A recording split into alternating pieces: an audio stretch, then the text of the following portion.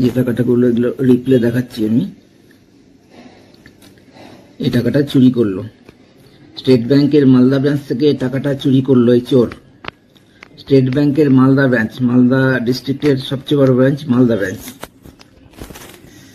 এই চুরির ফলে ক্যাশিয়ারকে আমাকে চাকরি হারাতে হয়েছে। মানে প্রাণে বাঁচতে আমি চাকরি ছেড়ে দিতে বাধ্য হয়েছি, না হলে আমাকে মেরে ফেলা হতো। চোরটাকে ছেড়ে দিয়েছে, যথেষ্ট সম্মান করেই ছেড়েছে। এমনকি এই যে টাকাটা চুরি করলো 53,000 টাকা, ওটা অব্দি ফেরত নেয়নি।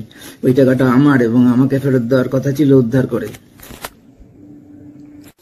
স্টেট ব্যাংকের কাছে যে শেয়ার মার্কেট আছে, সেখানে ক্যাসকেড কাস্টমারের দোকান, মুদির দোকান, বিষ্ণু ঘোষ তার কর্মচারী। এটা পাশের নীল টুপি পরে লাল টি শার্ট পরে যে ছেলেটা, সেই দিনই প্রথম এসছে, আগে কখনো দেখিনি, তারপরেও কখনো আসেনি। বারবার ও সলা পরামর্শ করছে মুখ বাড়িয়ে। ব্যাংকের কাউন্টারে কিন্তু আর কেউ নেই, ফাঁকা। এরকম সাধারণত হয় না।